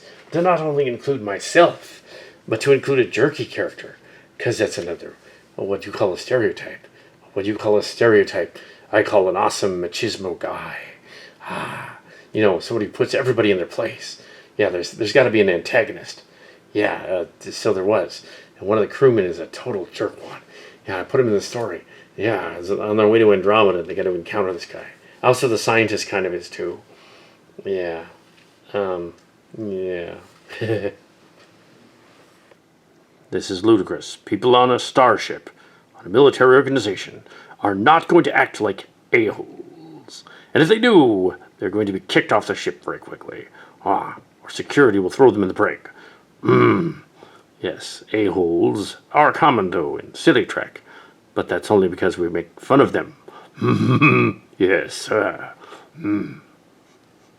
yes. Besides, I wanted to show a juxtaposition about the studly male misogynistic captain guy, the big sweaty muscles, juxtaposed to the underling who is kind of incompetent. Kind of like in that Star Crackers thing with Cal Cat. Yeah, because the captain guy. The captain wasn't with sweaty muscles, was he? Yeah, I forgot about it. I'm thinking of something else. It's weird. Anyway, but there was a jerk guy in it. Maybe that's why you wanted to set it in another galaxy. You're trapped on the ship with the a-hole. Yeah, I don't know why I'd want to do that. But yeah, your Mary Sue story has too much mansplaining, as they now call it. Misogyny. Yeah, and stuff like that. You don't want your characters dogging each other and flipping out every other week. That's annoying. Professionals wouldn't do that. They wouldn't behave like that. And the Delton wouldn't behave like that. There's a girl with boobies. Way, yay. Oh, yes. Great, yes. I understand the sexist frat boy comedy thing, but it's kind of dated and doesn't really work. Unless, of course, it's Starfleet Academy. But they're supposed to be frat boys, so it makes sense. Unlike the Abrams Too Young Kirk in 2009 and 2012, and yeah, later on. Unlike that. Yeah, 2015, 2016. So yeah, don't do that. Because it's a bad idea. I was not a Gummelt character. Brad Boymore. How did I get here? Also, I was more of a Cal Cat character. Anyways, so yeah, we have, I'm going to discuss the captain, who was a horn dog. He's kind of like Kirk, and for some reason, he's like a copy of, Kirk. It's just hornier. Because, the new Abrams Star Trek movies, that's what you were thinking of. Probably where you came up with the site name, Star Trek Beyond, and why they sent you a cease and desist letter and told you, take the domain name down, or we're going to take it anyway, and rename it something else. Then you renamed it Star Trek Uncharted, copying the Uncharted games, because that makes sense. Yeah, so title drop. Yeah, so there's your horn dog captain. I think your first officer is kind of nonplussed in this. Where is your first officer? Do you have a first officer? Is he? Oh, she's miking them. Oh, your first officer is you. I see. Yes, hot, brilliant German Asian crossbreed guy. Yeah, the first officer is you. Well, of course, the first officer is you. How would I have guessed? You would make yourself the captain. I guess you're being a little more self-effacing. You're like, well, I put myself in the story, but I won't make myself the captain. I'll make myself the first officer. I see. And with sweaty muscles, no less. And no, Colonel Clark from the original show of Star Crackers and Space Vanguards was not very muscly. Not really. Yeah. I totally put myself in the computer in this. I totally put myself in this as the first officer. Yeah. That would explain my appearance younger in the scenario. Yeah. You just sit here and listen to my story about my fan film pitch. Yeah. Until you follow me and then return to the other dimension. It'll be beautiful. I never intended for my first officer guy to be the epitome of my form, or race, or whatever, or crossover group. I just did it. I figured, why not? Yeah. Yeah. No, here you all are. I'm Cutie. And also, let you be known that your story references the ship's computer, as the computer voice all explained as being really awesome and more advanced than the Enterprise D, and more powerful than the old Enterprise by several times. And why didn't you just make him an EMH? An holographic man. Would have made more sense. Yes. A holographic man, he manifests from the computer. He just walks around, talks. Probably would have made more sense, but do what you want. The Borg guy could be a computer, too. Ooh. I need a refresher here in my story. See, I included a cross-dressing gay man in it as well. Runs around the ship because I figured there should be a training gay guy on the ship. You know, like Garrick was kind of gay and stuff. It didn't work. And I noticed the newer show, Star Trek Discovery, totally did that. There's some gay guys, and it was like some trans guys. So I was like, but that was later on. You know, the show came out 2 years after the alleged pitch. I still won't admit that it didn't happen. I still say it happened. There was a pitch. I pitched it. It became Star Trek Discovery, Lower Decks, and all that. Ha ha ha ha. Yes. Now that I have time travel powers, I can make that actually happen for real, instead of in my mind. Oops, I just admitted it. Yes. Now that I have you all. Ha ha ha. But yes, explain to me first about this, the difference between those things. I don't know how I got here either, but I shall explain it to you. A cross-dresser is a man who swings both ways, usually. He may not necessarily be, gay. He may just like to dress up like a woman. A transsexual is what you're thinking of? Yes. That character is really stereotypical. Don't do that. It's dumb. And also, the guy on the other Star Trek show didn't actually dress up in a dress. He was actually gay. It's different. It's a gay guy. So, a transgender is a person who identifies with the opposite sex, or vice versa, or other sex, or intersex. There are several versions. It's a spectrum. And a transgender person, some of them want to become the other sex, but some do not. It depends. So yeah, and they exist. They're a thing. You think in the future, though, it wouldn't be a problem. In the 23rd or 24th century, it'd be like, oh, there's a gay man over there. I didn't notice. Yeah, honestly, they wouldn't really notice. Yeah, so there's a gay lady over there. So what? Wouldn't be a problem. Shouldn't be. Yeah, so that's the trouble with all the modern haters on the internet. Stemmed off of all of this, in a sense, because they got mad about Gummelt's pitch here. And they were all like, haha. Yes, well, some of them did. Well, why can't we pitch to Star Trek? Our Star Trek is better. That kind of idea. Yeah, not directly, indirectly. And so, yes, that's my rant. And besides, it's rather stereotypical and cheesy to put a gay character in a story, only because you wanted to have a gay character in a story. They didn't even do it right on Discovery. They went with the kill the gay guy thing, and then they realized what they had done, and brought him back through some kind of demigod, mumbo-jumbo technical babble thing. And then when they brought him back, he was just a normal guy again. Although he was rather buff. Not that I'd be interested in that kind of thing. I don't do dudes. And that's another thing. On Deep Space Nine, they had Dax with a other lady. They were just trying to do the whole... they weren't trying to be progressive. They just wanted a hot lesbian kissing scene. Yeah, that's not progressive. That's just a hot lesbian kissing scene. Just so you know. We're not going to have one of those. Not here. Although, as my character of Dork, I would never admit to anything like that. But let's just say that in Star Trek, in regards to race relations in the future, and gender relations, that would probably be a non-issue. People would just be human. People would just be human on a starship. There wouldn't be like a thing. Yeah. As for a gay character being on the Star Trek, you did include one, a cross-dressing one, and that's very stereotypical. Yeah. Don't do that. You already dealt with the sweaty muscles part. So you guys are saying don't include gay stereotypes. So you guys are saying don't include gay stereotypes, but you can include gay people.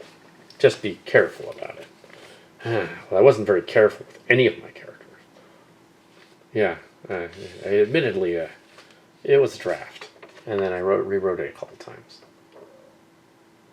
I even wrote stuff. I even wrote a lot about fights and tactical scenes, whereas I was describing all of the scenes, not realizing that in a screenplay or a teleplay, for that matter, more like a teleplay, you don't do that because you have basically an hour to tell the story. You have 60 pages, and that's it.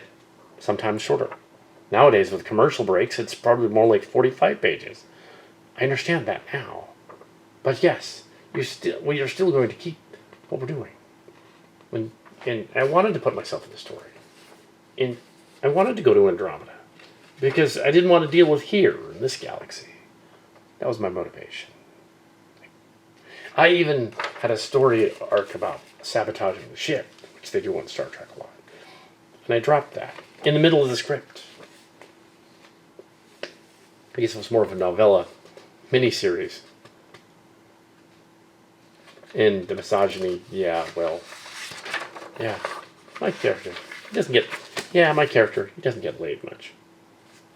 If at all. Yeah. Not much of an epiphany there. Yeah. So, as you can see, that's his pitch. He also mentioned the story. I could summarize what basically happens, because that's kind of not in the script here. The Starship in the story is another version of the Enterprise. It goes on a new mission to a warp gate that takes it to another galaxy, to Andromeda. They sort of meet an alien preserver type thing there on the other side of the galaxy. And then they come back, basically. This was told in 3 hours with a lot of character exposition. 3 hours of time. A lot of story arc. The sabotage thing is dropped. Probably just missed the ending of that. Or they figured out how to stop it. He did a lot of rewrites in 2015, 2016, some in 2017. But he doubled down. He decided that he should talk about the pitch he allegedly did. And there he just sounded even more unhinged.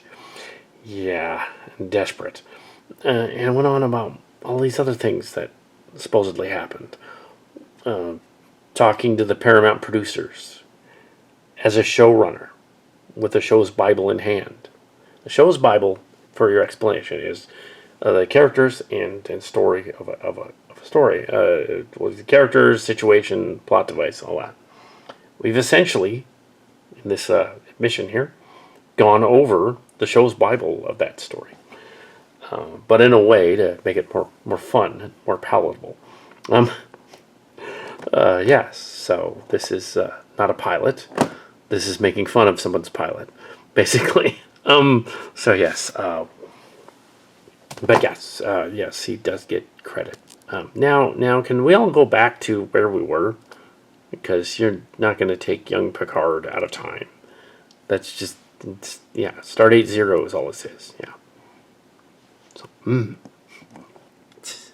yes, we, Trek Corps people, I, Prometheus, I'm gonna allow you to do this. After I was a space zombie alien, I developed some Cillian powers. Together, we Cillians can simply pull you out as an antagonist and take it back. It's rather easy. So, either come along quietly and we will do so. And I, Mr. Picard, long to see a younger version of Patrick. I mean, Picard. As much as anybody. But, yes, he should be returned, and we should leave him alone. Return to our time period. But if he remembers all of this, it would be kind of confusing. Especially him. No, he must be returned as well. We all must be returned to our timeline. Yes. The future must proceed. We came from over 80 years in the future. The next generation must happen. Just as it should. Yes, I suppose you'll be stealing my speech to use in another teleplay. I'm sure you've written hundreds of them, right? By now, you have to be something like... it's been 11 years, and, well, this Cal Hazel guy's written dozens of scripts, if not 20, 30 of them, in this series alone. So, of course, you totally have all kinds of fan scripts and shipping stories, don't you? All sorts of them. And we can read them. Yes, and adapt them. Yeah, well, there was just the one. Sort of like when Cal Hazel wrote those 2 scripts, one for Deep Space Nine and one for Voyager. His writing contest story inspired me to dig out a 90s script and then do this other thing and claim that I pitched to Star Trek. Yeah.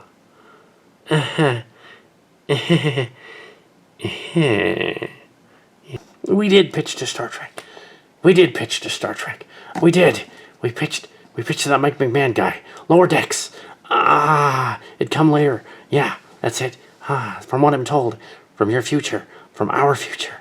If I didn't know any better, I'd say I was in love with myself. Really, really in love with myself. Yeah. No, I can't be in love with myself. It can't just be about me. Where do you all go? Yes. You guys, come on.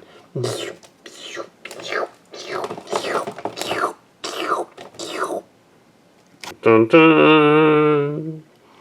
Dun. Dun dun dun dun. Oh no. Help me to get back. Help me to get back, Picard. Help me to get back, Picard. I'll make it right. I will. Help me to get back, please. I don't know how to do that, strange older man. I am only Cadet Jean-Luc Picard. Perhaps your ship will beam you back up. That would be nice. And then you could go boldly, when none dared go before. What was I thinking? I have no idea what I was thinking. Q me back. Q, come on. Q, bring me back. I beg of you. Didn't quite learn your lesson, did you, boy? The only reason the internet was even interested in you was because of me. You should have taken it on account. And I should have paid it forward. You should have taken into account those internet blogs. It was me. I was the one that spread it all over the universe. Because I liked you too. But for different reasons. Strange reasons. I'm Q, after all. It was a test. And you didn't pass, you failed. Well, I can, of course, return you to the Sebulveda, and they can return to the present. Yes. But know this. It shan't not happen again. Since we're all alone here, just have you know that, I only wrote the one story. Yeah, I'm not really a Star Trek super fan. I mean, how could I be? I only wrote one story. That DS9 Voyager guy, he wrote a bunch of stories. He wrote myriads of stories. My goodness, lots of stories. Dozens upon dozens of them. And yeah, he's got books out and everything. I don't even have a book out. I don't even have a book on Amazon. In these 11 years, I could have written one. I didn't. Now's the time, I guess. Well, there's no time like the present, is there? Yes. Yeah, I guess not. This is Stardate Zero.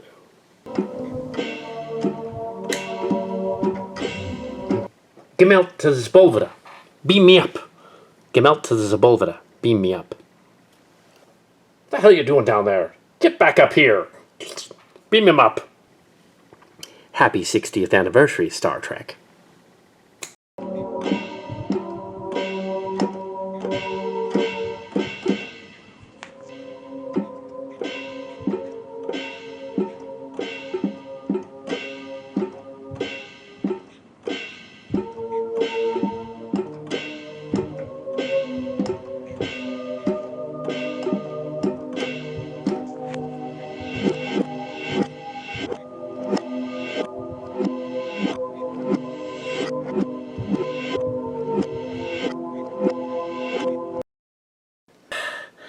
Admiral's Log, Stardate 2403.1. All seems to be well. The Esteban and the Sebulveda have been returned to their timelines correctly. And Gummelt has been taken in for psych evaluation. Yes. will no longer be a threat to the Cillians or to the space-time continuum. We hope. It's not really a Section 12 problem, that's for sure. Yes. It seems that he thought he was pitching to Star Trek. He's very delusional. Odd. He really thought he was. With one story. One 3-hour-long story. No others. No others since. Just a lot of, blogs and complaining, stuff like that. The report is quite disturbing. Yes, well, there are some obsessed Star Trek fans, that's for sure. And it's very strange that, even though I'm now in an android body, I do remember him visiting me 80 years ago. 80 years ago, 2323, when they turned the Stardates over to Zero. For some reason, they decided to do that in all of Starfleet. That is odd. Why would they do that? Why would they decide, we need to change the Stardates because Jean-Luc Picard is at the Academy? Surely it couldn't have been about me. That's ridiculous. That would suggest that I was the Mary Sue and the inspiration for their timeline. But that would be ridiculous. Yes. Patently ridiculous. It's like obsessed Star Trek fans were writing about us. Before we were even a thing. Probably that great Bird of the Galaxy guy is probably in charge of it. Yeah, he does stuff like that. Q or something. But not the Q that's over there. It wasn't me, Jean-Luc. Although I'm not your Q. I'm QT from the other universe. Well, the Picard of the Forge universe. One of your fan film things. And that guy over there is another version of Sam Clerk. Yes, your husband-wife in one dimension at least. Because in the future, it doesn't matter if you're gay. Yes, I kind of apologize for doing that. Yes, I may have inadvertently created the timeline and wasn't aware of it. Yes, put the thought in someone's head back there. Yes, It's not your fault. You didn't know you were going to do that. Anyway, I should be getting back to my ship as well. I am, of course, obsessed with Captain Kirk, as our whole troop is obsessed with Captain Kirk and Spock. Kirk and Spock. It's never called Spirk, it's Kirk Spock. KS. Now, I will be going. Come, Mr. Picard. Not you, but my Mr. Picard. Oh, confusing timeline. Silly. Yes, let us return, but I bid you adieu. Till we meet again. Au revoir. Au revoir, mon ami. Mon Dieu. Au revoir, mon ami. Yes. We're not going to become a thing. Unless you mean that other Picard guy I was with. Oh, my. Yes, it seems the timeline has a few hitches in it. But that's okay. You are back, and everything seems to be as it was. Wait a minute. Our timeline is still confused. I remember all the way to 2413. Back to 2408. 2404. These events, they are confusing. If I am actually a year earlier than I should be, what's going on? How do we get back? That's confusing. Don't worry about it, Mr. Alexander. These things straighten themselves out sooner or later. And if not, they can always reboot everything. Yes. All I know is this is not supposed to be a pilot. It's just a fan film. Yes, because it wouldn't make a very good pilot. Not just a random list of characters and stereotypes. Kind of sounds like some of the newer Star Trek. That's odd. Perhaps he had more influence on the past than I thought. More red tape for Starfleet and temporal people. Yes, that do that. Yeah.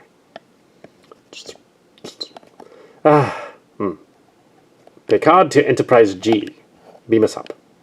Picard to Enterprise G. Beam us up. You're travelers on the Esteban. Go anywhere, anywhen. See you around, Alexander Rashenko. What do you mean by that? Oh well. I'm not going to worry about it. Take us out of here.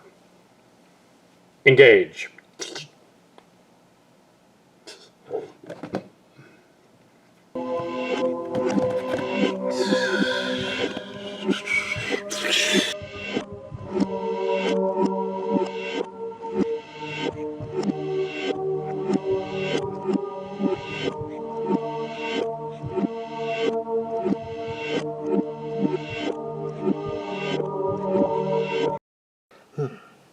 Please state your name and rank in Starfleet. For the record. And note that I'm a Bajoran, and I'm also a Beta Z, and I can read your thoughts. But I won't. I'm Lieutenant Michael Gummelt. Commander, yeah, Zabulveda. Yeah, the Enterprise Zabulveda. Yeah, special ship. More powerful. You know, I pitched to Star Trek in 2015. And that goes with the 2390s. 2015, yes. 2390s. Stardate Zero. Went to Stardate Zero. Tried to get Picard. Didn't work. Stopped by the Q and some Cillians. I'm sorry I did that. But I had to pitch to Star Trek. Let's pitch to Star Trek 2015. Picard thing was later. 11 years later. I know all these things. It's now 23. Yeah. It's now 2026, isn't it? 2304. Yeah. Yeah. I see. Please tell me about this trip you made back to the past. About 80 years ago. Start at the beginning. Well, it all started when some friends of mine and I decided to go to the Trek movie website and a bunch of other websites on our blog and post. Yeah, you're a counselor, right? So I can tell you all this. Yeah. Yeah, we posted. And we got the internet to pay attention to us. And when we did, they thought I was going to pitch to Star Trek. Yeah. And then I did. I went down there in November of 2015 and I pitched to Star Trek. And I talked to them and everything. It was amazing. And they made me the showrunner of the new Star Trek movie. Yeah, Star Trek Beyond. Yeah, they totally did. They loved my website and everything. They loved it so much, they took it and named the movie after my website. It was really awesome. Yes. Yes, and then I pitched to Star Trek, and they launched the entire new Star Trek series from then on. Yeah, all of them. They're all based on me. Wait a minute. You say that you pitched to Star Trek. That's interesting. Okay, tell me about what happened when you pitched Star Trek. Yeah, yes, you totally did. Tell me about that. It's a long story. It was a brilliant story. It was about another Enterprise in the future that goes to the distant galaxy Andromeda. And it has all these quirky characters on the show, because I just knew these actors would totally want to be in it. And they're going to go to Andromeda. It's going to be awesome. And like, characters like, like Bruce Willis and Sean Connery and Kaylee Kuko and Sigourney Weaver and Summer Glau. They were all going to be in it, because I said they were. And I had their pictures up on my website. And then Paramount, they told me, the website, they said, they sent me a letter. They wanted the website. They wanted the web. What did it say? Besides, of course, your Jules and Michael stuff. What did the letter actually say? You can tell me. It said they wanted to take the website domain name because they have a movie coming out. And basically said, you can't use that name anymore. Yeah. And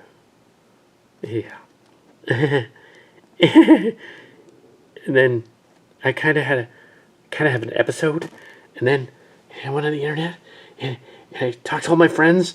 They had this great idea.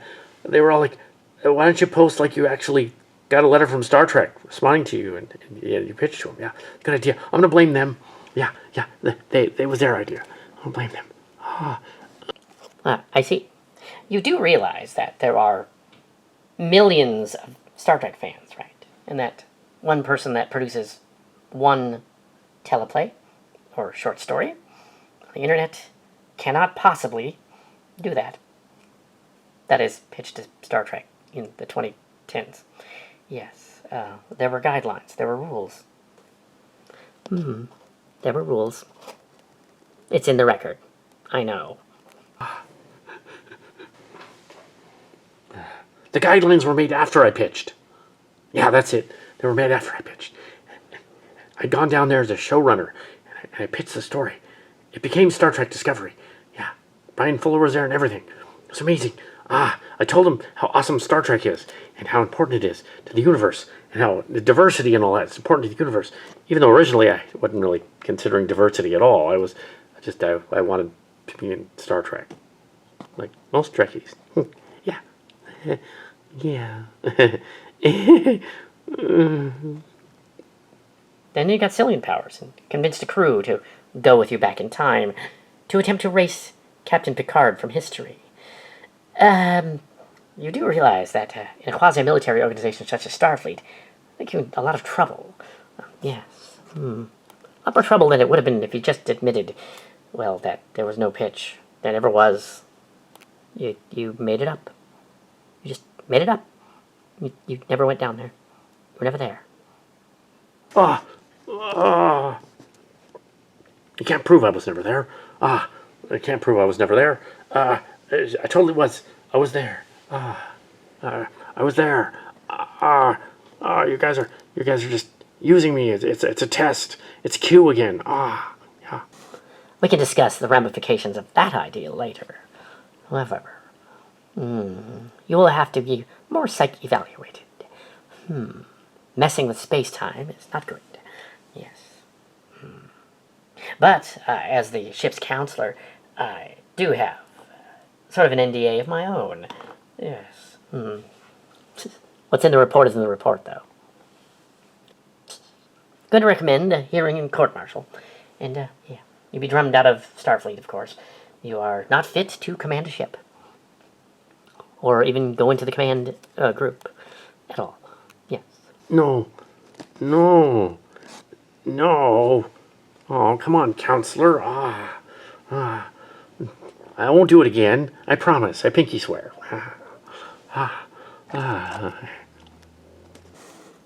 Now, I know you didn't pitch, because I was there. Yes. What? You were there? What character were you there? There. What character were you there? Are you some kind of Q? How is that even possible? Oh, I can't tell you that. It's top secret. That'd be silly. I'm going to tell you that. Just let it be known that I was one of those bloggers years ago. Probably accidentally encouraged you. Just like Tabby encouraged you. Just like these others encouraged you. Just like Prom encouraged you. Yeah, it was probably a bad idea for us to have done that.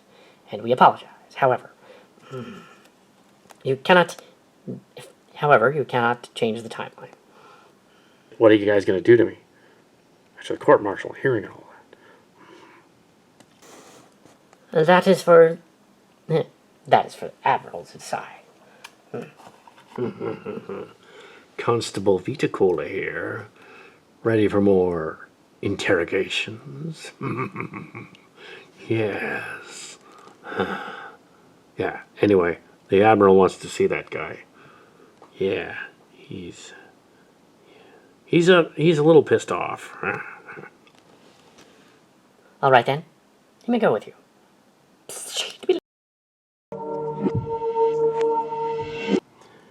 This is it, then. So, you are Mach-Chang Gummelt. You know, I met you years ago at a Star Trek convention. I remember you. I remember you even further back than that for some reason. Yes, you were going... Yes, you're going to need to explain how you appeared 80 years ago in my past. You can start at the beginning. Yeah. Oh, Picard.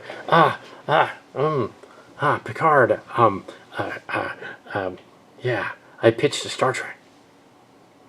Yeah, I did. I pitched. You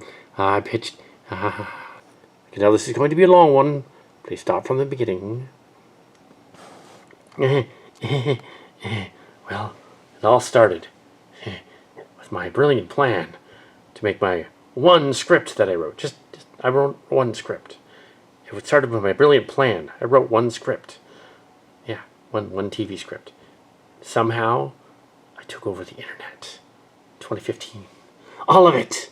It was amazing. And then later on, now in the future, I attempted to go back in time and mess with you. I apologize. Can I go now? What? That's preposterous. Actually, I have an idea, though. Yes. I think you would be perfect for this particular division. Yes. Assignment in Starfleet? Wait a minute. But I'm nuts. You're not going to assign me to some division at Starfleet, are you? That'd be stupid. Sir, I mean, don't talk back to the Admiral. That's ridiculous. It's like in your story. And yes, I read it. It was very amateurish. No. It never would have sold at Paramount or at CBS as a movie or a television show. Anyway, so yes. But I have something you can do.